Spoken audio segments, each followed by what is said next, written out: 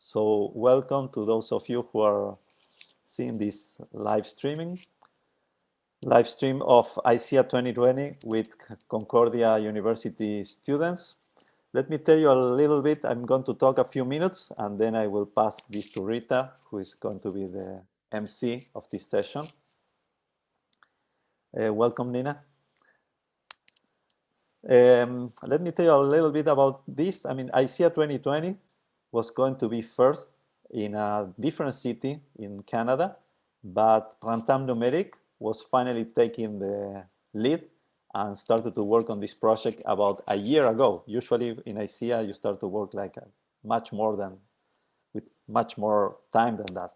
But in 1 year, they were able to put all this together. And of course, the initial challenge, because ICEA 2020 was going to be in May, and this was going to be not an online class, was going to be a field school with in-person participation in the ICEA 2020 activities in May. So finally, as all of you know, this was postponed up to now to October, and the in-person activities of ICEA were transformed to online activities, and the original field school was also changed to these online activities. Let me tell you a little bit about the whole idea and the class and the project, and then we'll go to the projects themselves. This is not a class that has been running for 1 year and all the students were learning and producing electronic artworks with a lot of time. Well, on the contrary, it's a full unusual experience. I think it's very important for the students, most of them undergrad. Only Rita, who is going to be introducing the work, is a graduate student. All the other students are undergrad from different programs, music, communication, film studies, cyber arts, etc. So the idea is that the student can have an experience in electronic arts world in the highest level with colleagues, with artists, with academics, and having a real experience of how this works. They had only very few weeks. We didn't have a lot of classes and a lot of opportunities to prepare this. So in a short time, this started like about a month ago. We have a few very concentrated classes with different experts on the field. And finally, each student needed to put together a video or a live presentation to present today, and a few of the group of the class that decided not to present in ICEA, they are going to present tomorrow in a presentation just for us in the class, because this was all done in a very short time.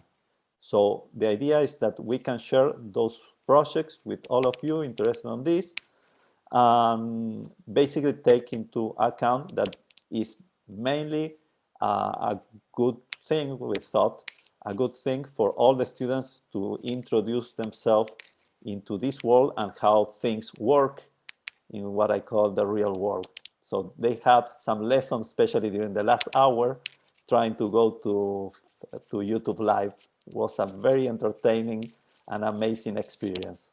Okay, thank you all for being connected. Rita, please introduce yourself. I think I forgot to say who I am. Yes, maybe that's good too. So my name is Ricardo Alfarra. I'm professor at Concordia University. I have been teaching at Concordia for about 11 or 12 years. I'm teaching mainly electroacoustic music and media arts in general.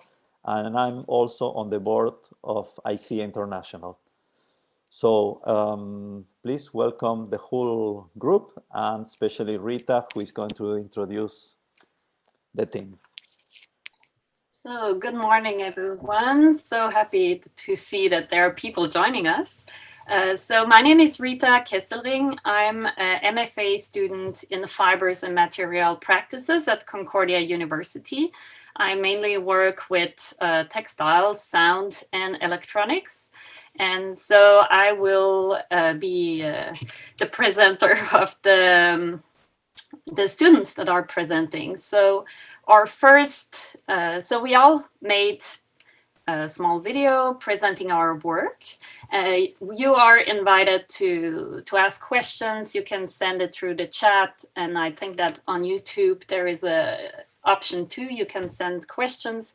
We will follow up with those maybe somewhere in the middle of the presentations if there are a lot of questions, or we just go through that at the end. So there are 13 of us presenting today, and the first will be Archie Reid, who's also an MFA student, but at UQAM. They mostly well. Okay, Archie is a transdisciplinary artist, researcher interested in meta-humanism. He's prototyping a feedback loop between dance, music by hacking modular synthesizers with sensors and a performance piece. So we go and have a look at that.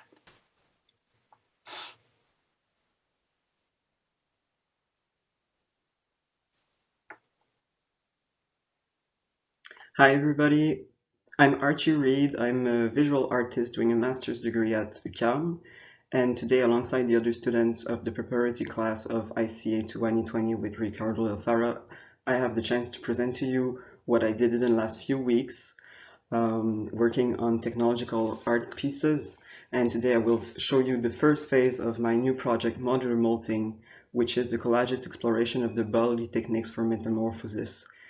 I hope this prototype will lead to a media art hybrid prosthetic performance piece.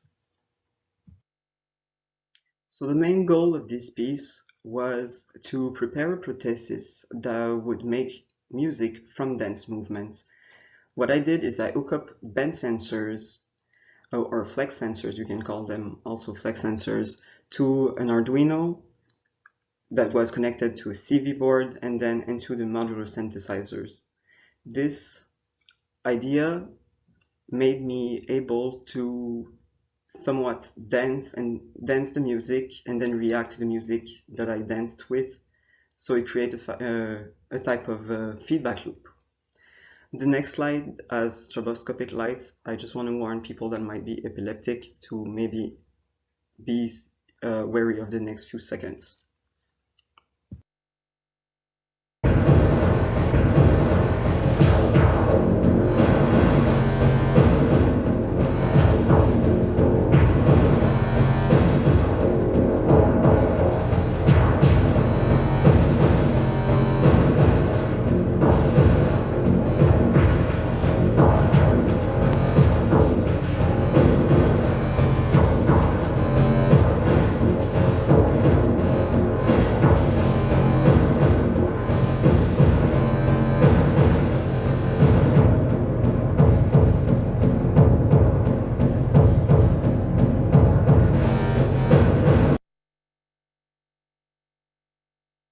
I have a few other goals that I want to achieve for this piece. I want to add another bend sensor so that I have more range to interact with the music. I want to inject video into the feedback loop, and I would like to choreograph a performance piece that would explore the possible metamorphosis that this kind of setup gives me. This would be a piece that I made that I would like to inject into the video. It's just another loop of photography that I did with scanner. I thought that was really interesting for the molting aspect of the project, since it's a scanner that is close to the skin.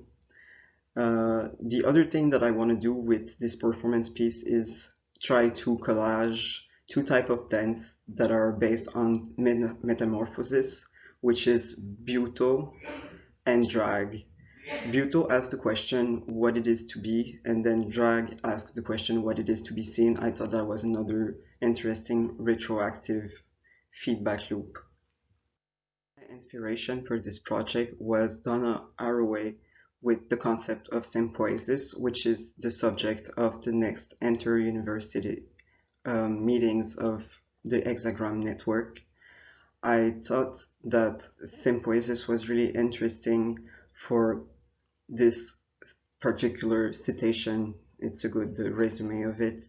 It collectively produced systems that do not have self-defined spatial or temporal boundaries. Information and control are distributed among components. The systems are evolutionary and have the potential for surprising changes. Philosophically, this is for me an exploration of the ontological limits by my own perceptions. Within the question of hybridity and metamorphosis, I'm exploring meta-humanism avenue for myself and others as creators. It means for my sense of self to transcend my own human condition as an artist living with a psychotic disorder and as a human being and everything it implies. Ritual action gives me an environment to experiment with my perceptions and their noises, which are benevolent in this case. I want to say thank you to my accomplices and to the Median Research Chair for Eco-Technologies that funded this project.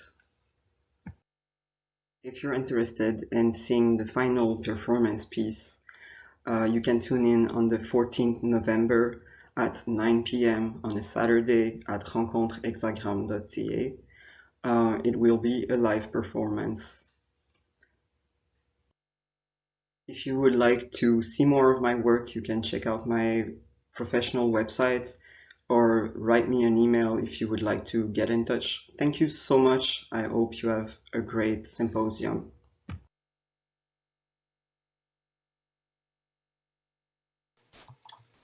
Thank you, Archie. That was great. So now the next presenter is Hannah Louisi.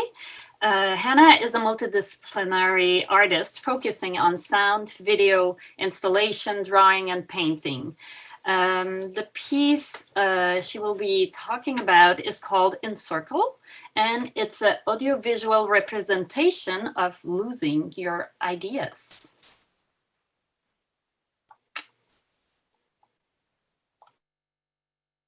Hi, my name is Hannah Louisi, and I'm an interdisciplinary artist in my 4th year of Concordia's Studio Arts program. I approach abstraction in my practice as a means of communicating physical and cognitive sensations that are difficult to fully express through speech. Abstraction in my work is a means to fill the gaps left by words and binaries. I am interested in the relationship between one's perceived environment and one's interior state of being, how both affect each other, and how this process is often unnoticed by the beholder. Through audiovisual landscapes, installation, painting, and drawing, my work aims to bring this relationship back to our focus by creating spaces where environment and emotion exist on the same tangible plane. Today, I will be sharing with you the audiovisual piece In Circles. In Circles is inspired by the experience of having an idea continuously elude you, where the more you try to articulate or form this idea, the more you forget what you're trying to articulate.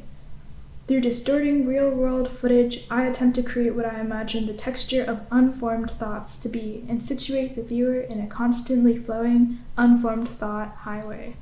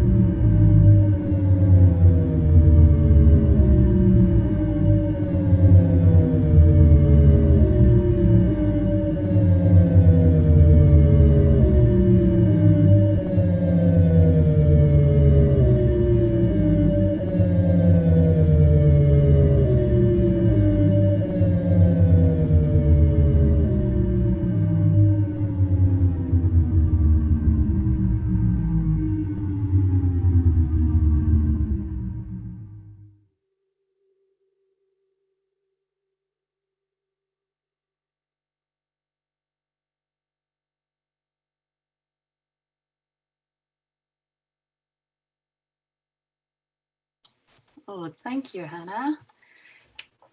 Our next presenter is Tommy Ayala. He's a BFA student in electroacoustic studies, but also in mechanical and aerospace engineering. He's saying that engineering studies taught him how, and art studies taught him why. So the piece he's presenting is called New Perspectives, Space Exploration. So in this piece, Tommy is thinking about the moment that we would land on another planet, we will need to rethink our perspectives because of our behavior and approach to life, and its experiences will change.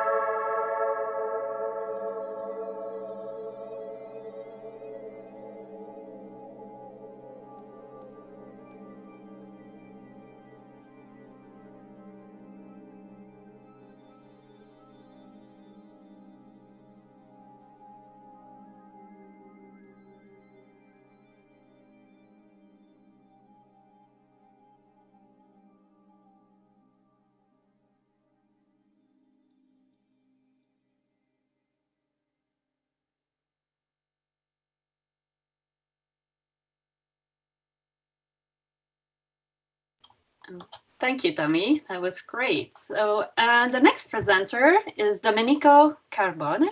He's a BFA student in electroacoustic studies, so sound artist, musician, focusing on audio recording and engineering. He's interested in soundscapes and abstract sound composition, sorry. The piece he's presenting is called Synesthesia, a relationship between sound and color. It is an audio-visual composition based on the sensory experience of neurological condition called synesthesia.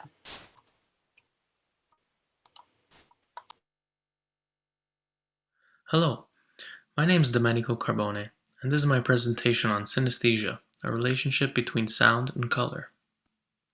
What is synesthesia? Well, it's a neurological condition where sensory information meant to stimulate one of your senses also involuntarily stimulates another sense. For example, seeing sound, hearing colors, or even tasting words. Chromesthesia is a form of synesthesia that causes people to perceive color when hearing music or sound. This happens spontaneously and without effort, and is generally a part of the everyday normal experience for someone with this condition. Each individual has a unique perception of sound-color association, though seeing color when hearing sound is much more common than hearing sound when seeing color. There are different types of synesthesia related to music. Synesthesia based on compositional style, like a whole song sounding blue, timbre, like a trumpet sounding orange, pitch, like a C note sounding red, and tonalities, like the key of G sounding green, though pitch-based synesthesia seems to be the most common. Alexander Scriabin, a Russian composer and pianist, developed the color system stemming from his recognition of three tonalities, where C would equal red, D would equal yellow, and F sharp would equal blue. The other colors were deduced by their spectral order, and he heard tonalities in the ascending circle of fifths and associated each key with colors of the spectrum in ascending order. Here we see Scriabin's scheme of color-hearing correspondence, where each key in the circle of fifths corresponds to a specific color. My process for this project would include creating a video of a color morphing sequence with gradient textures overlaid on top of it. Using Scriabin's color-sound scheme, I would score the changing colors and create an accompanying electronic soundscape composition to go with the visuals. I will generate and design all the sounds using software synthesizers, and then transform and process each note to match the vibrancy and feeling of each corresponding color. The result will be an audio-visual piece inspired by the experience of the sensory phenomenon of synesthesia. As a musician, synesthesia is a topic that has always fascinated me. I realized I have a tendency to associate songs I write and tonalities I create with specific colors. One song can feel purple, while another will remind me of a dark orange. This is a way for me to organize and remember the music I create in my head. Thanks for listening, and I hope you enjoy the piece.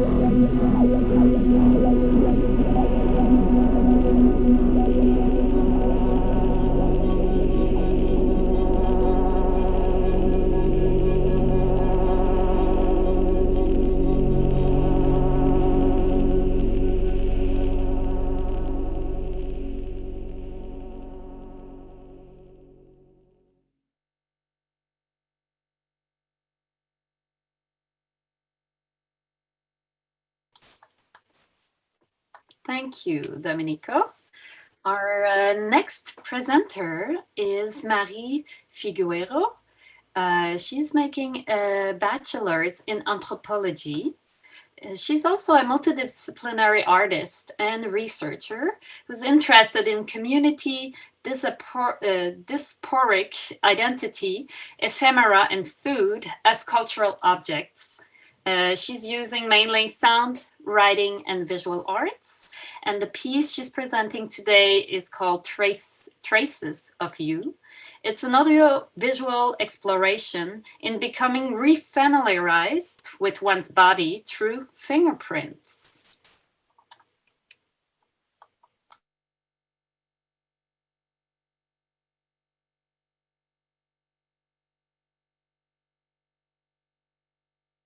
Hello, my name is Marie Figueiro. I am a multidisciplinary artist, researcher, and a cultural anthropology student at Concordia University. And today I'll be presenting to you my latest project titled Traces of You.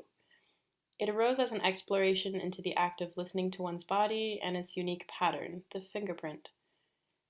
Through increased interaction and reliance on technology in our quotidian lives, our fingerprints have become a tool to personalize and securitize. We have simultaneously become more reliant upon and alienated from our own data as third parties collect our individual patterns. I used sonification as a tool in order to create an extension of the body through technology as well as a more familiar relationship. I want to understand the individual through sound. The relationship with the body was ever present within my process. I recorded audio of my own body functioning, blinking, breathing, etc.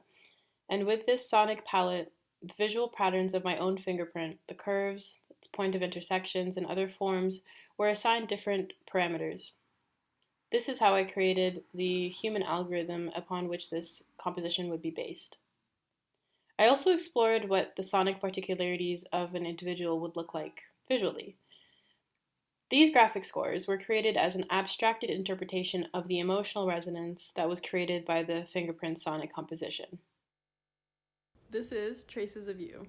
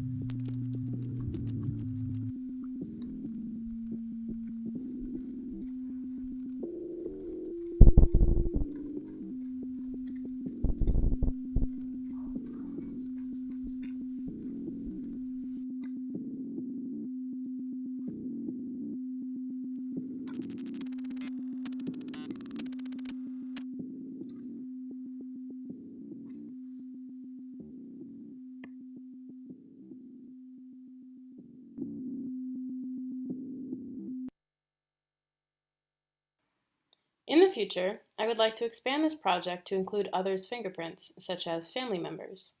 Using the same parameters, I would like to explore the creation of a kin orchestra. I ask myself, would we have sonic similarities to those we are related to? And what would several members of a family sound like together? Thank you for your time today.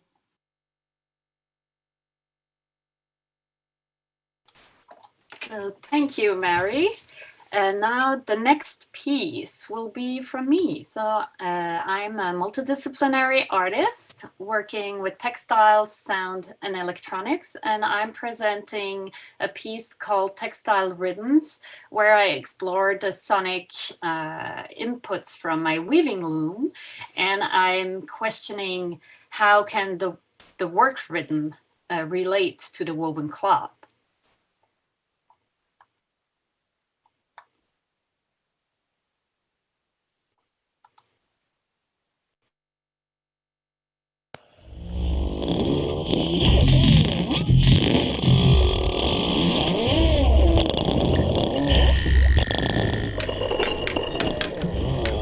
Textile rhythms.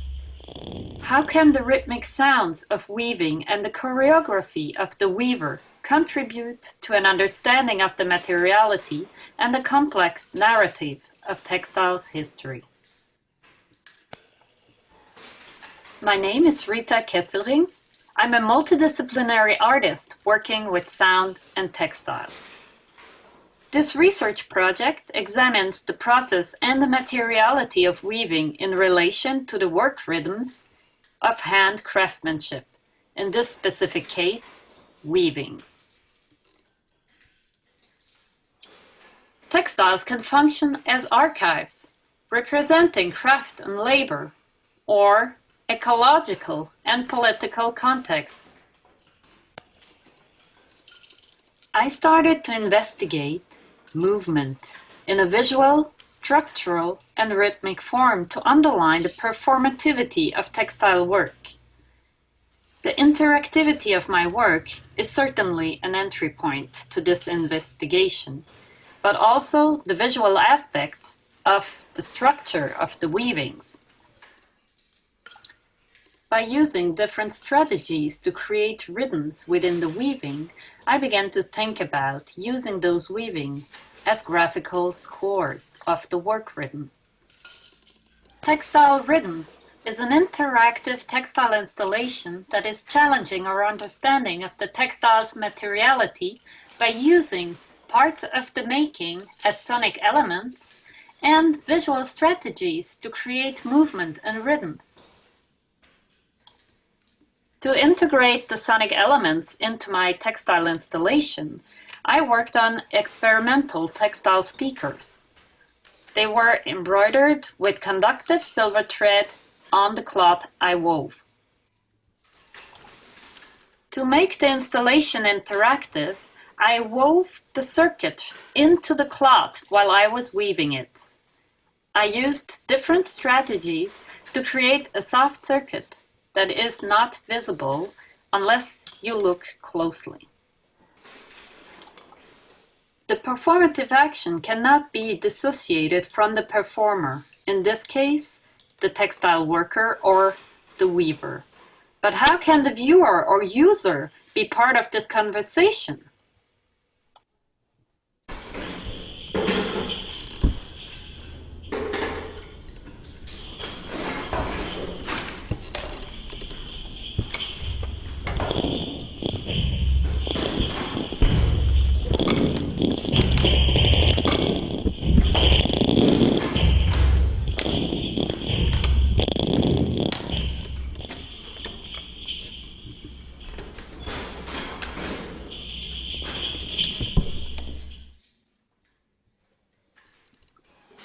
Textile Rhythms is an ongoing research creation project that examines the process and the materiality of weaving. The performative aspect of textile labor and the sonic cadence of making are extended with these unusual compositions that changes the material approach of fiber arts. While the research on sonic textiles and their potential as interactive interfaces is still ongoing, I will leave you on a quote from John Cage.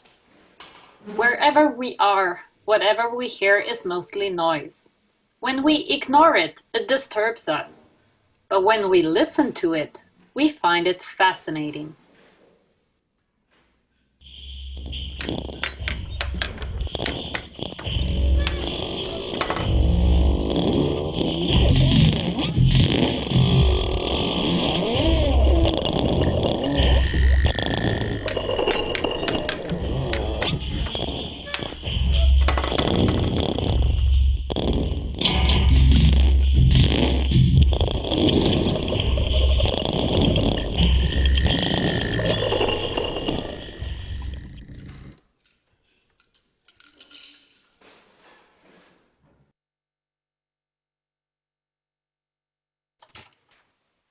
Okay, so now our next presenter is Barzami Ish, and he's in communication studies, a multidisciplinary artist interested in Somali folk culture and identity.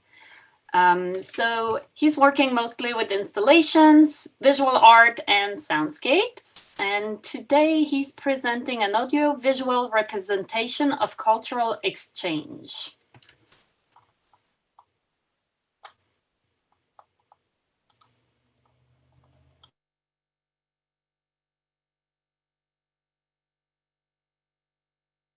My name is Osama Issa. I'm a fourth-year undergrad student at Concordia University in the communications program.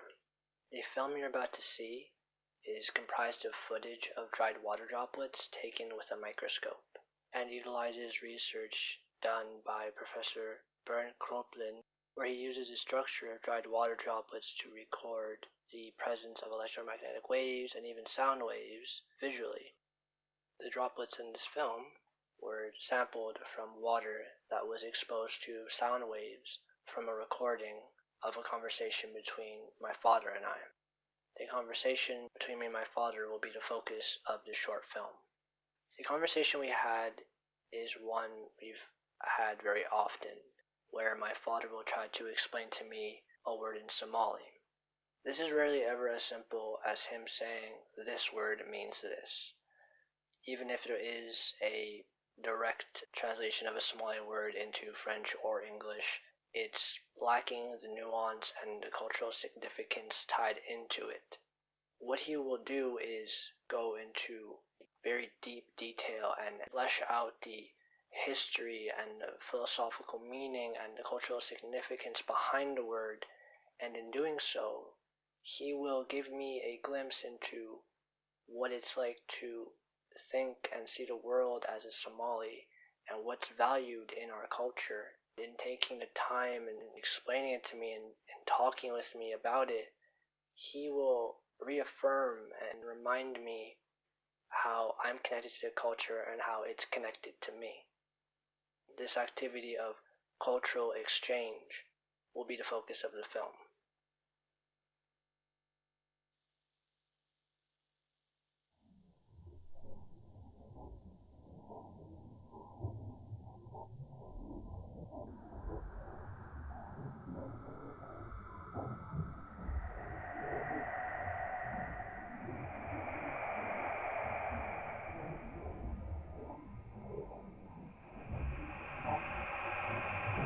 waxgarashadadan waxay ku xiran tahay ereygaas dhinaca uu dhaqaaqo gar is the root word gar aabid qof kale inaad kabihiisa geshitid waad aragtid qofkaasi sida uu ugu soconayo kabahaas meeshay ka xanuujinayaan dhagaxa meesha ugu jiro waxa waaye inaad qof kale xaaladiisa adigu dhex geshid. What if you can't put yourself in the exact same situation as that person? Then all waxa waaye imagination.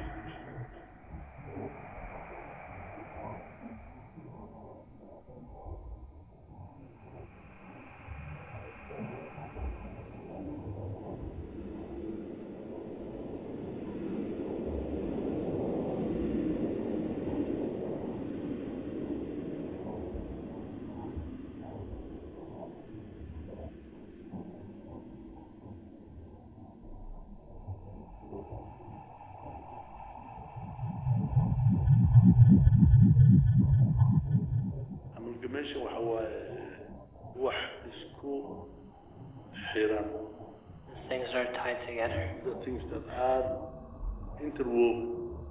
So like to love it? To love it, how in the social senses, the word is used for taking citizenship in a new community market.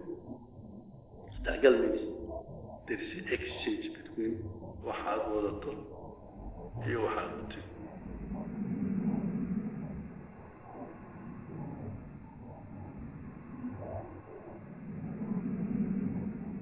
Would you say one they merge, one day? Yeah, markii ay isdhexgalaan. When that happens, are they no longer what they used to be and are they something new? Meel foga ka fiirin. Nobody's always adaptive, but they never forget where they came from. They are the bridge that connects the two banks of the river.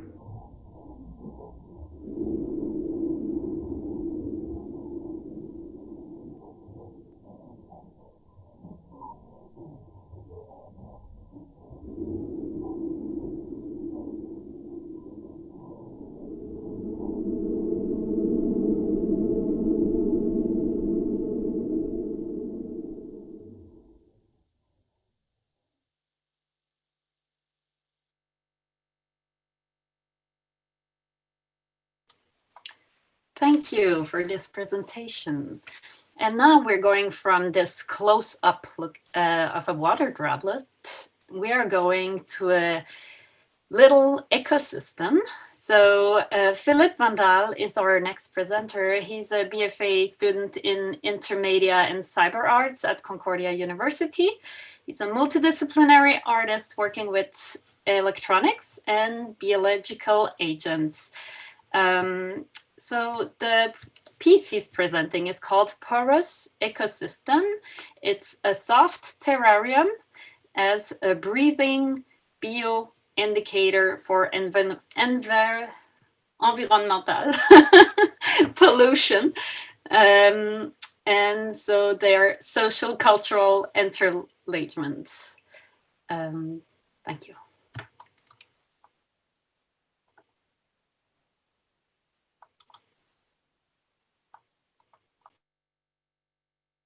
Hi, my name is Philip Vandal, and I am currently in my third year of undergraduate studies in the Intermedia Cyber Arts program at the University of Concordia in Montreal. Recently, I have been interested in sensor studies, waste and landfills remediation, bio and phyto remediation, and the social, cultural, political, and environmental issues surrounding abstract matter and mattering. Today, I will present Porous Ecosystem, a project that I realized through the IZA 2020 Field School here at Concordia. Porous Ecosystem is a soft terrarium in a plastic bag. The system consists of 2 air pumps attached to the bag and activated by a circuit that detects the environmental levels of carbon dioxide. The speed of actuations are proportionally based on the pollution of the surroundings, acting as a lung, breathing in the air of the space into the small contained ecosystem. The air is cleaned through the plants and then exhaled out of the terrarium. This installation embodies a paradox or a certain ambiguous nature, a non-porous membrane separating the outside from the inside, or the other way around, is rigidly controlled and maintained through an electronic apparatus that reduces the whole complexity of the interactions happening inside the bag as a single stream of data, ready to be compared and worked upon.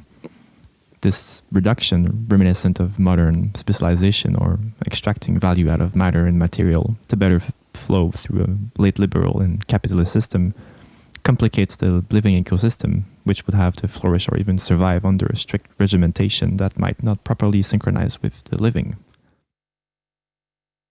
The membrane also reflects waste management and offshore dumping, production and health issues brought by capitalist free markets, a certain act of forgetting our porous implication in many milieus, ecosystems, and out of sight and sight multi-species bodies. The bag acts as a spatial comparison to the anthropogenic pollution and the rapidly dying environment, asphyxiating under late liberalism and techno-geographies of control.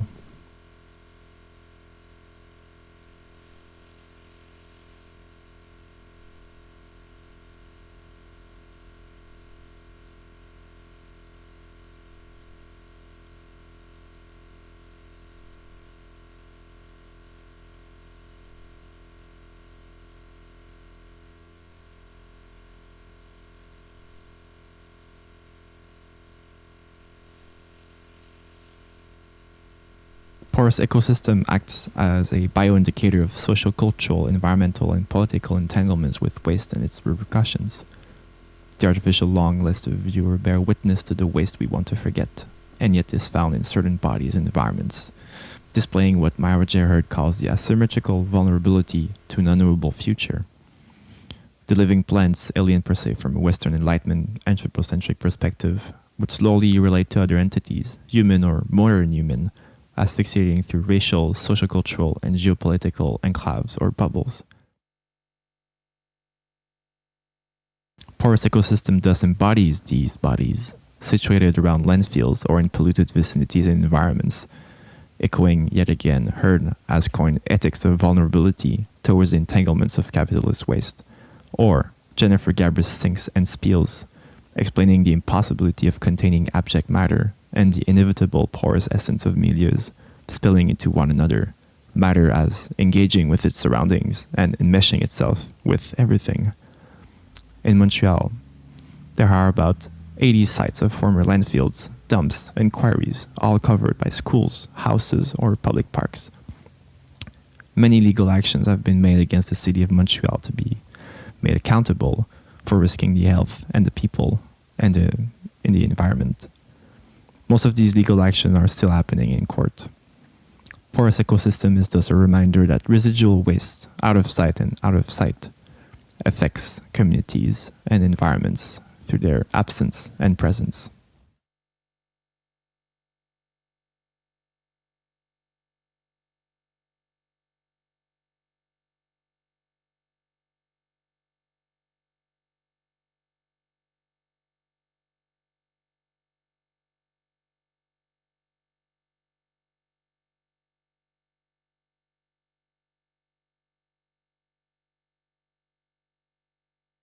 Thank you, Philip, for all those ecological and environmental thoughts. So now we're going to see a presentation from Abby Stutznoff, and she is actually also thinking about the environment, but in a really different way.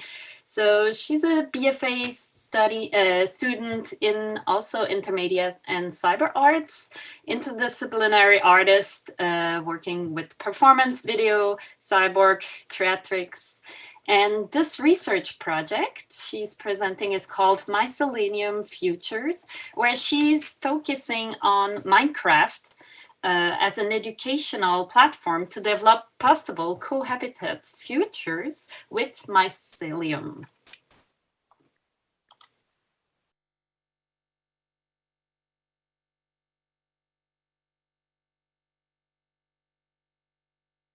Donna Haraway writes, "Staying with the trouble requires making odd kin.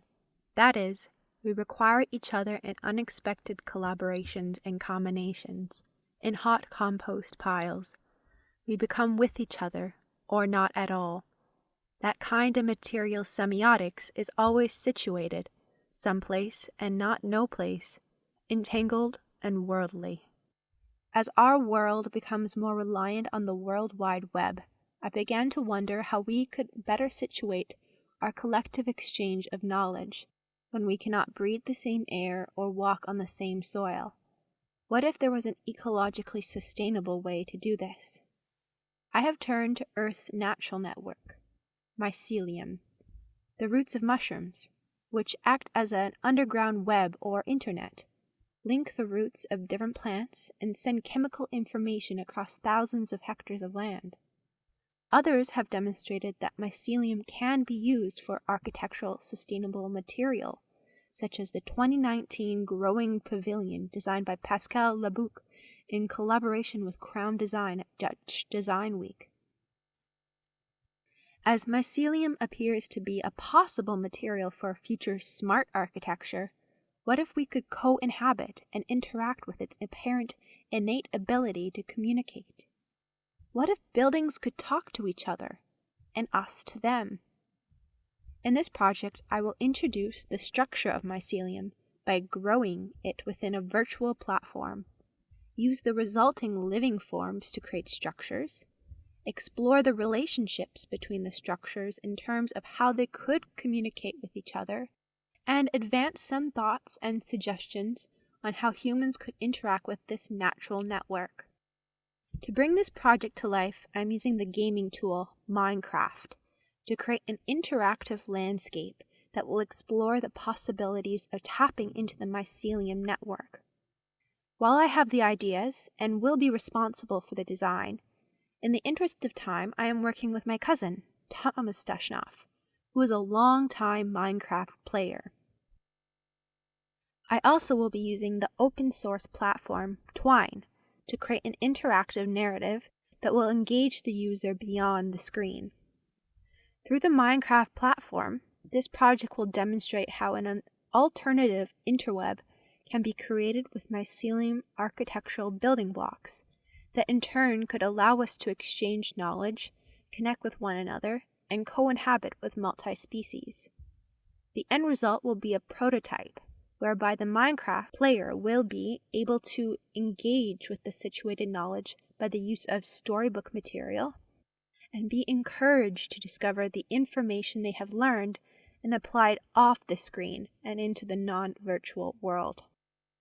The goal of this project is to create a virtual space where art science is utilized to imagine the impossible.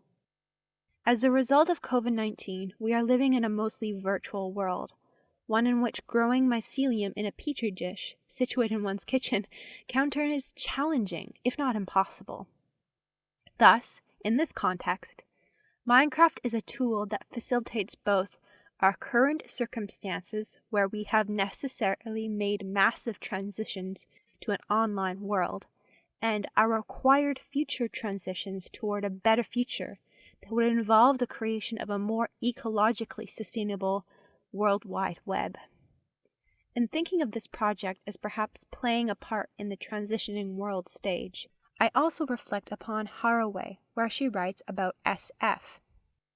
SF is a sign for science fiction, speculative feminism, science fantasy, speculative fabulation, science fact, and also string figures. Playing games of string figures is about giving and receiving patterns, dropping threads and failing, but sometimes finding something that works, something consequential and maybe even beautiful. To craft conditions for finite flourishing on Terra, on Earth. In this sense, this project is a string figure, as it is a passing on twists and skeins that requires passion and action, holding still and moving, anchoring and launching.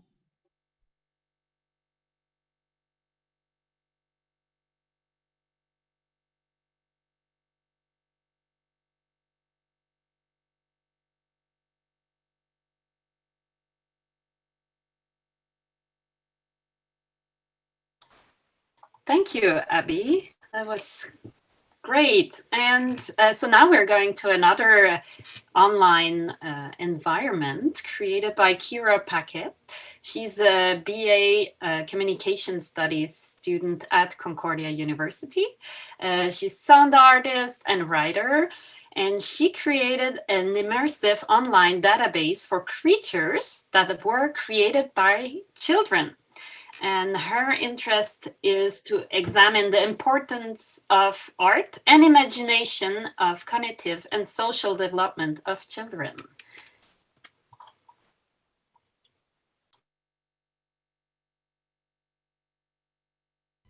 Hello, welcome to Creatures of the Forest. My name is Kira Paquet.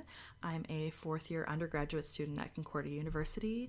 I'm in communication studies. My background is in sound design and writing. Creatures of the Forest is my project. It is a web-based collection of art that is all authored by children. To contextualize the piece, and also a big source of inspiration, Ursula K. Le Guin, one of the most deeply human and humane faculties is the power of imagination. It is our pleasant duty as librarians or teachers or parents or writers or simply as grown-ups to encourage that faculty of imagination in our children. Ursula K. Le Guin, a science fiction author, writes a lot about the power of imagination and how imagination is for everyone, for all genders, all ages, and that it is tied to our well-being, our happiness, and our open-mindedness. And to cultivate and encourage imagination, especially at a young age, has very good positive long-term effects. There's psychology to back this up. In Susan Wright's Understanding Creativity in Early Childhood, she talks about art as a form of creation that is vital to early childhood social and cognitive development. Sharing art, creating art with their peers, and just being independent thinkers in general. It engages their minds, hearts, and bodies, and again, also related to sentience. Art is to feel, to smell, touch, and think. And as mentioned before, very vital to their development, and also something that should not be repressed in their adulthood, but carried along with them. So my project sort of combines these two notions. It's called Creatures of the Forest. It's online. I created a website. So we're going to start from the very beginning here and press the play me. I've created all the sound and animation for the website. I also created the website itself using Squarespace. I also took all the photographs on it. I worked with another artist, Victoria Mastrocola, who illustrated everything you'll see on the website. So what is Creatures of the Forest? It's a collaborative collection. It's submission-based. So our Creatures of the Forest were conceptualized by children and interpreted by an illustrator and a sound designer. These are their names, features, diet, sounds, and how they interact with their friends of the forest. So the forest is a place that I've created, and its inhabitants are created by the children who submit their creations, their creature creations. The illustrator that I'm collaborating with, Victoria Mastrocola, will illustrate what the children have submitted, and I will, using my capabilities with sound editing and sound design, interpret what this creature sounds like. Our first submission, and our only for the moment because the project is in its infancy, is by Madeline, age 8, Montreal. Butter Bunny. Madeline answered all these questions verbally, and I wrote them down. And this was our illustrator, the illustrator Victoria's interpretation of what Madeline had said. Here is What Does Butter Bunny Sound Like, which I created based on how Madeline described the sound that the creature made, and a audio version of everything that is written down here for the purposes of accessibility.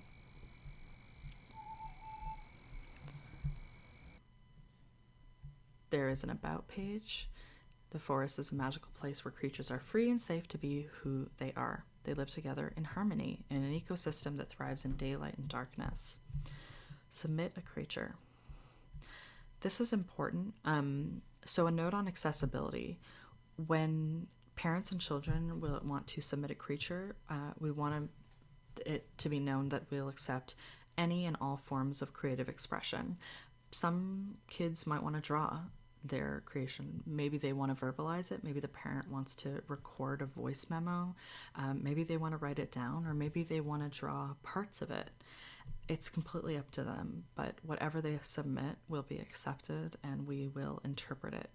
Again, as I mentioned, the project is very much in its infancy, but I'm really excited for what the future holds and looking forward to seeing it grow.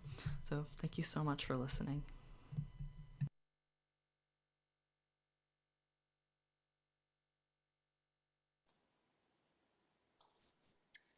Thank you, Kira.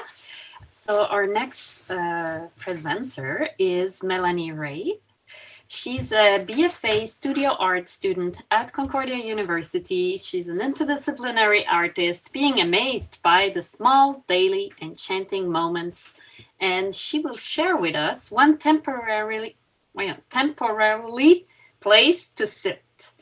It is an interactive electronic sculpture that examines the hidden relation that people have with objects.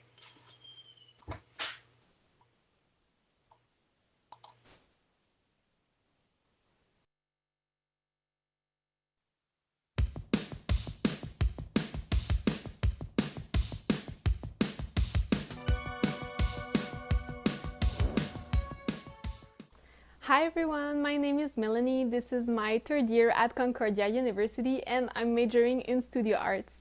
This is my first electronic arts project for which I am really excited about, in which I'll be discussing the hidden relations that people have with objects.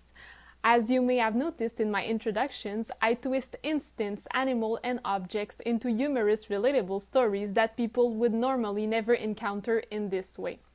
Being amazed by the small daily enchanting moments is what I do and what I share. In this project, I want to explore the relation that people have with objects, as I said earlier. And one way of studying this is through the instant and long-term reactions people have towards artworks. So the instant reactions would be this very first time that you interact with an object. When you experience it for the first time, you react in a certain way. And the fact that you still react to this artwork days and weeks after you've seen the exhibition by talking about it with others would be the long-term reaction. It happens after the initial contact because you want to share the first feeling you had towards these artworks with other people. And with that in mind, let's see if I can contaminate you with my artwork as Raphael Lozano-Hemer did with his exhibition at the MAC in 2018. So here are two perfectly solid benches. On the left we have a park bench and on the right we have an interior bench. Both of these benches are made out of wood. They have the same function, which is receiving people's butts temporarily. And do you have a favorite bench? Do you feel any attachment towards one of these benches? Maybe the left one seems more familiar, as you can frequently find it in Montreal's parks or sidewalks. Perhaps making a connection would be easier if we had direct contact with each one. So let's teleport ourselves to Montreal's famous Parc La Fontaine. Here we are. As you can see, some people have already sat down, so we're looking for an empty seat. This one looks great. At the exact moment you spot where you want to sit, you make a first connection with this space. And at the moment your butt touches this surface, boom, you make another but a stronger connection this time. A physical connection with the bench as you touch it. You start creating souvenirs. And what is important here is that if something happens while we're on the bench, for example, someone you know passes by and you start talking to them, this moment won't be caused by the bench, but by what happens around it, which is because of the environment. Let's now introduce ourselves into the interior bench's landscape. In an ideal world, this bench would be placed in a hallway or a gallery space for various people to sit on. Even if two people could comfortably sit there at the same time, one seat is marked with an X, forbidding them to sit on the right seat right there. So if they sit on the left seat, at some point, the bench detects the person on its laps. The unavailable seat, which is fixed only at the center of the bench, raises over a 90-degree rotation, hitting the person's shoulder at the end of its trajectory. In this case, not only the person decided to have contact with the bench by sitting on it, but the benches responded to this one-way apprehension into this two-way communication by touching the person's shoulders like a dialogue.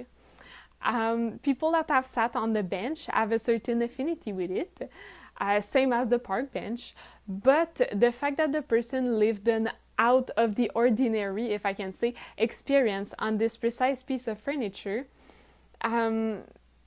which makes a direct interaction with them by touch, it creates a deeper relationship between the person and the bench. Thus, the intensity of the experience by the bench makes it more memorable. Furthermore, by describing the experience they have encountered on the bench by the bench to others, it creates like a bridge, connecting others to the initial artwork, like what I'm doing with you at this very moment, with my long-term reaction of the bench. And these new people connected to the experience by word of mouth thus create more relationships and interactions around the bench, making it more popular.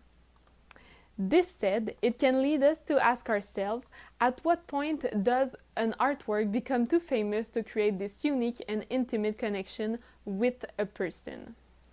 Here are my contact information, and I hope you have a wonderful symposium. Thank you very much, everyone. Bye-bye.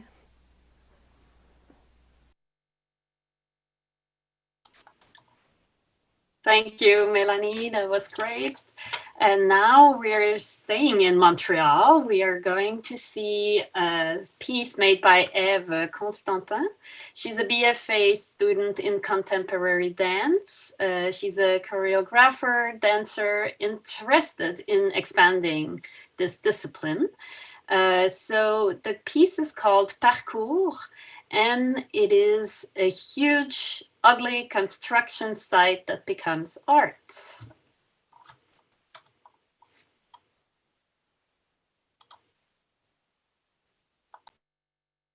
Hi everyone, so this is my project entitled Parkour. So first, what and how is it gonna work? So this project will be presented in an alley in Villeray district in Montreal. It's gonna be a montage video projected on 2 brick walls of me dancing in a roadwork with a soundtrack. In the middle of the lane, there will be a straight yellow dotted road drawn on the ground of approximately 6 meters and a disguise cone in the middle. The stage will be accessible to blind people as well as people with reduced mobility because there will be motion sensor close to the cone and the ground will be flat enough. So this is a projection that's going to be on the walls.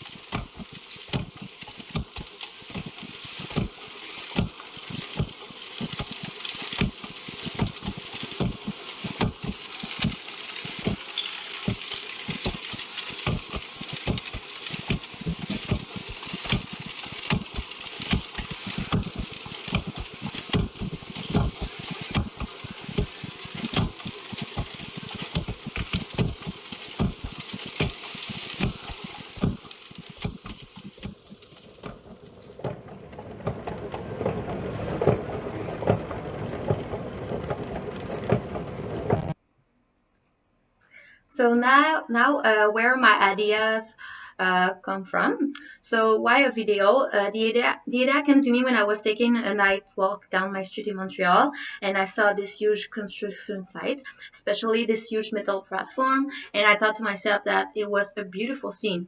Plus I love using the resources in general put in place by the environment to inspire and create. So instead of seeing it as an ugly building site, which everyone is thinking in Montreal, I saw this space as a unique opportunity to create. I also wanted to reappropriate myself the space was taken from Montreal population without their consent. And I did film it because it was an ephemeral site, and I also like to archive my performances. I like to use electronic art in my project because it creates another dimension. Also, with like a 2 projection like this, it's gonna be like it's gonna create like a little bus, I think, and it's gonna create a contrast between the reality and the virtual world. Why a cone? Because it symbolizes the advancement of civil engineering and technology as part of our modern capitalist society. And I like the idea of a constraint in the movement, like the cone is constraining our pathway. It's always part of my process when it comes to movement, and it allows me to go deeper in my creativity instead of just staying in the surface of things. At first, I wanted to create a trajectory with many street signs, but I chose to keep it simple by just using 1 cone. Why is it gonna be disguised? Because humor is an important aspect in my creative process. So, and it also turns something ugly into something funny. So why I do this? What's the ultimate goal? For the audience, the purpose of my performance is to engage them in my creative process, but in their daily environment.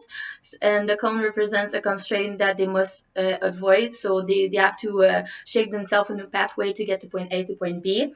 Also, I want them to feel something where they're gonna see that it's gonna be disguised. Are they gonna laugh, or are they gonna just find it weird? I just want to create I want to stimulate a reaction. Plus, without being intentional, I think my performance is going to be provocative because there's many contrasts created, like human versus machine, a gracious dance in the video versus an ugly cone, etc. For me, it's gonna serve myself as an experiment for my gestural research, because I'm very interested in general in pedestrian movements. I usually create with non-professional dancers, so I'm gonna observe the multiple reactions of the individual in my performance. Are they gonna react to the video, the cone, or they just gonna pass by? All kids and adults are gonna act differently. What's the difference with showing it in a different day of the week or a different time of the day? So yeah, how is it gonna change something? So, and I want to let you my contact informations and also 2 links on Institute performances I found very interesting in Montreal. Thank you for watching. I hope you enjoy my video. Bye. Oh, thank you, Eve. And now our last presenter is Morgan Caswell. He's a BFA Electroacoustic Studies. He's a student at Concordia University. He's a multidisciplinary artist focusing on soundscapes and art philosophies, as well as experimental film and interactive media. His piece that he's presenting is a dreamscape in virtual space, based on anxieties of gender's normativity. And so let's have a look. Thank you.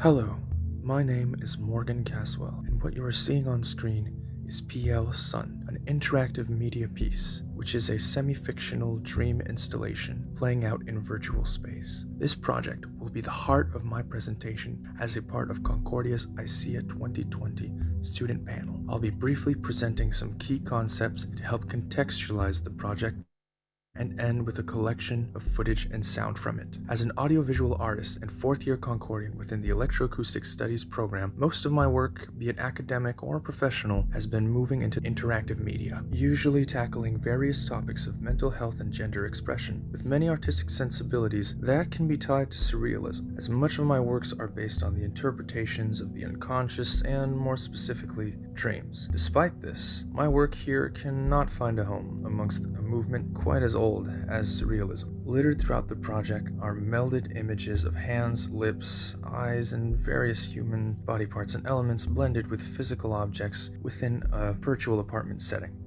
This is a virtual dreamscape, pondering the pressures and identity issues that arise personally at the thought of being a son.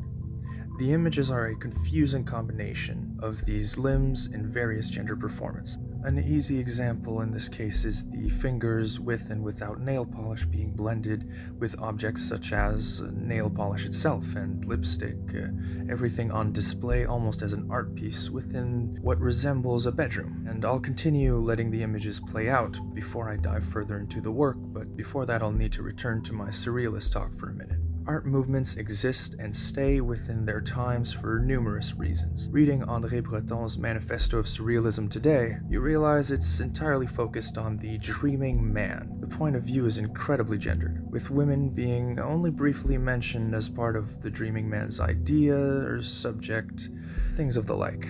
The movement, as described in the manifesto, has since been viewed as out of touch with modern sensibilities by many of my contemporaries, and it's very easy to understand why, especially concerning concepts of non-binary gender and even sexuality. This is simply due to the way dreams would be studied and represented at the time. Platon and other fellow artists, they would dive into dreams following the trail of philosophical thinkers and social-political norms that were timely in early 20th century. However, unlike other art movements, surrealism is based on the study of dreams and the unconscious, and even if we move past this movement, past the manifesto, we will always dream. Humans will continue to dream, and our dreams will evolve as well. We are now finally more aware of things such as non-binary gender expression, and our views on sexuality as a whole have become just greater in general. This train of thought might require a new movement or a new manifesto countering surrealism, as is my belief that the study of the unconscious and its interpretation through art should be more malleable and fluid than the movement ever was. This leads me to the choice of technology within the project and the concept of techno-surrealism. Technology itself has a history of influencing dreams, as studies have shown that people only exposed to black and white television are more likely to dream in grayscale. For example, technology influences the way we perceive ourselves living in the world, and many of my pieces are based on studies of my own dreams through various artistic and academic lenses, this being no exception, with the goal being to create a virtual space that evokes intimacy despite everything within being, well, fake. This is not my television, this is not my wall, and this is not my room. These are virtual creations. There is a limitation in how intimate a purely virtual recreation can be. All of the textures in the project were created using VHS tapes from a 90s consumer-grade camcorder. The sound captured the same way. This kind of equipment is associated with home videos, viral videos, amateur pornography, and old local news coverage. When you watch a film, be it old or new, there is an expected format. The viewer looks past the fact that they are viewing a production, despite knowing various techniques and technologies are maintaining the illusions of film. In this project, the media used evokes a more personal sentiment, as it dirties every texture placed within the space in an organic way. And I'll be ending my presentation here in order to let screens from the project play out. The writing you will see in the beginning is the introduction of the project. Thank you very much for tuning in.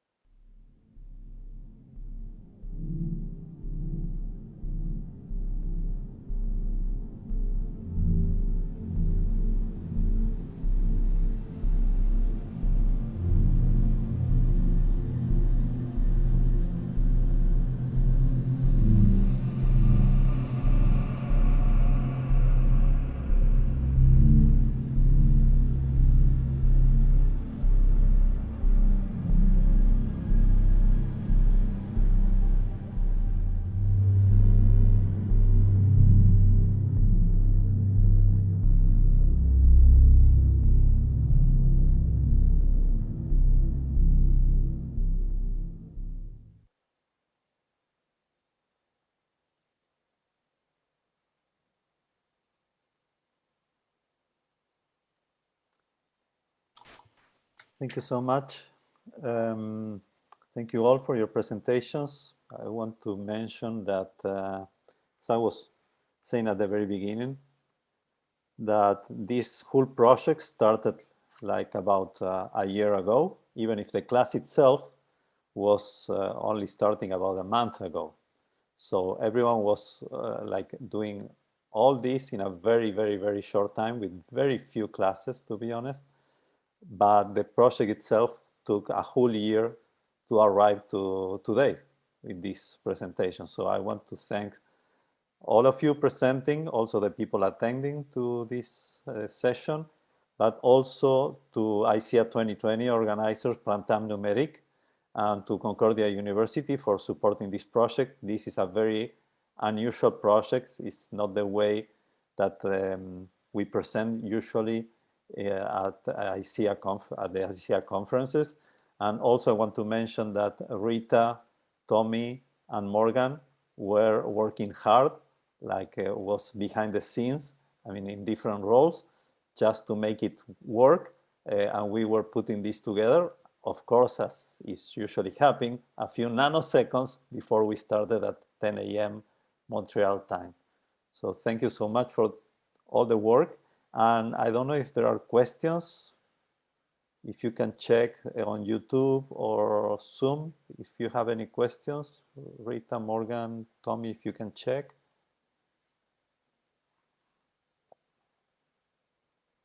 No questions. I think that, okay, some people is asking in YouTube. Okay, the link of Creatures of the Forest was shared. And about the, what else? Oh, there are a lot of congratulations, so congratulations. And I think there are no other questions. If there will be if the recording, I understand, will this presentation be available after the live event? As far as I know, in principle, yes. I mean, most of or all of ICEA 2020 presentations are going to be online, not immediately, but after a while, they're going to be available online for people registered, and they will be online for some time, not like forever. This will be for a limited time, but they should be. I don't know if there is anything else, or if any of you have any comments, the team presenting, or if someone has any questions that wants to do live also. I would just say thank you, Ricardo, for having this class being set up and to give us the chance to present in this international symposium. It was really great, and you pushed us to our limits. So thank you for that. Thank you. Yes, I know it is hard, but you have been running like what I call the real world. Yes, so I think it's a great experience. So thank you so much to everyone. I mean, we will stop the YouTube live stream now. And for those of you connected in Zoom, we are just going to stay with the students for a few more minutes. So I will stop the YouTube live stream. Thank you so much for attending this session. So